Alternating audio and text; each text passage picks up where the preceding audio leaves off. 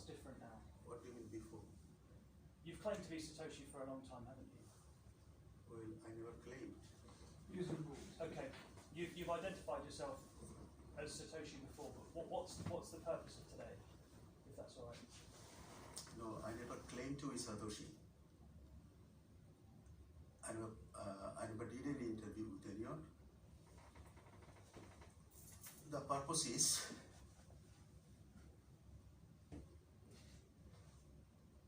the world want to know who created the Bitcoin. And there are so many speculation going on all around the world. So many journalists are wasting their time to find a man who doesn't want to be revealed his identity. And there was a purpose for it. And the purpose, when the purpose is served, I think it is time for me to reveal my legal identity because it is necessary, and necessity doesn't require any kinds of laws or any things. Now, I am here today to tell the world that there is nobody else in the Bitcoin community who created the Bitcoin and this blockchain technology. There is no one. Let me move ahead now with the questions which I've got. So we can come back to that in a little bit more detail if you want. You can put on. What, the questions? No, you can put online in the screen. Right, but... May I just ask for one clarification on your last comment, Stephen? Are you saying you are Satoshi and the inventor of Bitcoin? Satoshi is my pseudonym. I'm using this name since 2007 from 5th of April. And just to clarify, so not only is that your name, but you are the person that... I am the inventor of Bitcoin and blockchain technology, and I use Satoshi Nakamoto to publish it because I suspect there was some problem, so I had to go by pseudonym. Can Bitcoin scale on chain? Sorry? Can Bitcoin scale on chain? It can be, but need to do some work. So you wrote the white paper? Yes, I wrote the white paper. Not only white paper, I designed the whole blockchain system, and I have proof of evidence with me. If you don't mind, we'll get on to the questions, because we've got some sort of sequence, and these things will come out. And if there's still some unclarity or uncertainty at the end of that, then... Sorry? Sorry, you just claimed you are Satoshi. You said before that you weren't. No, he hasn't said that he's not. I'm not. No, Stephen said it. No, he said he never previously claimed he was Satoshi. And now he is. Now he is. It's on your LinkedIn though, isn't it? And Well, you've had court cases where you've... Well, I have to say little bit so you will understand. When I designed Bitcoin in 2007, I did publish all of the materials in my legal name since April, but in the middle of May, I was having a problem with my computer. My computer was hacked, and I was going through some situations. Then I did some research on the matters, and then I was searching for if anybody else doing any kinds of digital currency research or anything. And that is the times I choose to go pseudonymous. So I deleted all my personal identity from internet, and I created a protocol which is, if something goes wrong, then I'll reveal my identity on 14th of February 2014. But it was not possible for me to reveal my identity because there are some situations. And 2015, I met an American guy who convinced me that I should reveal my identity. But before that, there was another guy in London, his name is Solomon. He took me to ITN in 2016, 24th of March, that I should reveal my identity. They arrange everything. But there was a problem, somebody intervened and stopped the broadcasting. And after that, I was scheduled on BBC on 10th of May, but suddenly Craig Wright was brought there by a group and put him on the broadcasting. And Rory and John announced him, but everybody knows about this story. And then on the 10th of May 2016, Rory and John interviewed me for 45 minutes inside BBC. And he was afraid to publish the news on media, and he refused to publish it.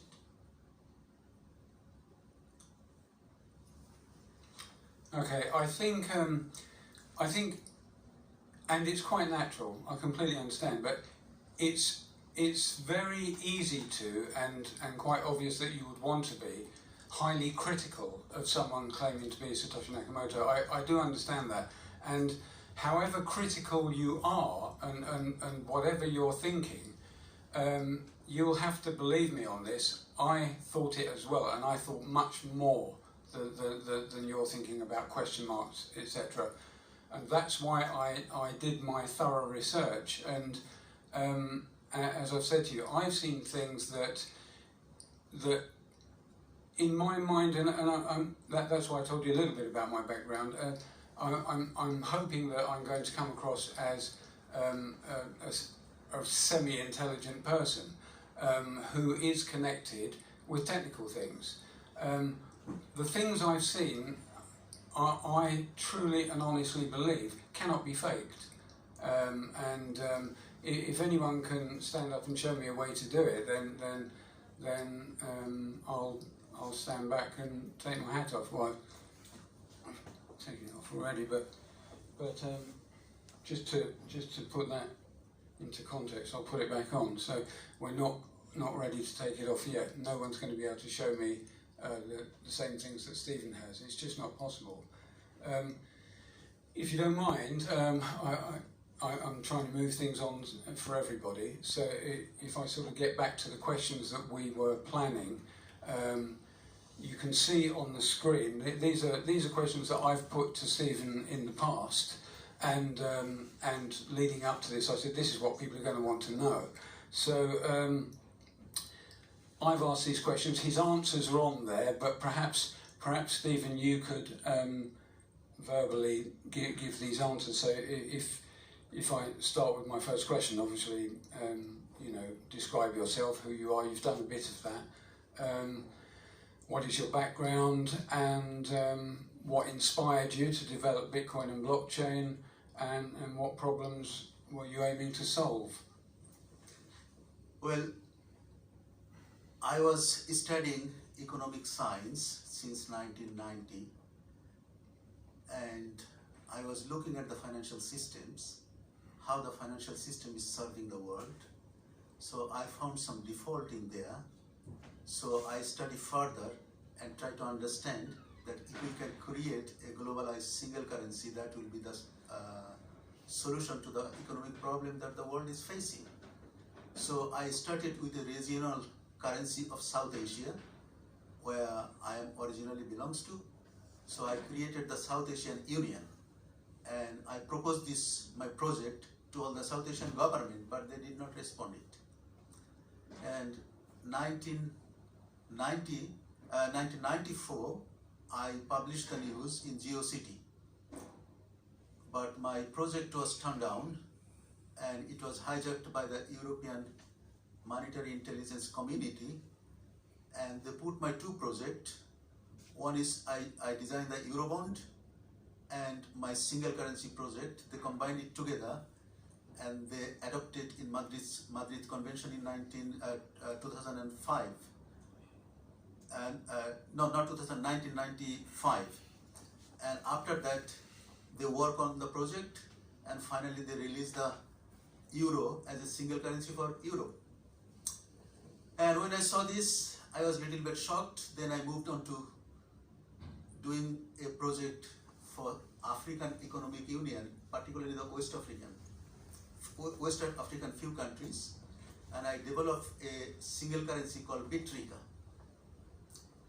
But that didn't work, and then finally I decided to go for further experimentation and design. So I transformed all of my experience and expertise into Bitcoin and blockchain technology in 2007. And I published first all of my works to P2P foundations, where I created my account in my pseudonym. First I created in my account in my real name, but I deleted that account. So I went pseudonymous. And after that I published all of my works in SourceForge. But I did not know SourceForge at that time, but I went to IRC channel, and through the IRC channel I found informations, because there was all the cyberpunks was researching over there, and I enlisted about more than 170 computer scientists and students all over the world, including BitMEX directors. I think his name is Mr. Dello. Do you know him? Dello was a student, and another person name was Howard Arthur. Do you know him? I know you who you are, and I know you who you are, because you both are I know some faces, but I don't know exactly what you do, because it was necessary for me to publish all the documents that I needed to publish. So I created Twitter account, more than 34 or 35 Twitter accounts.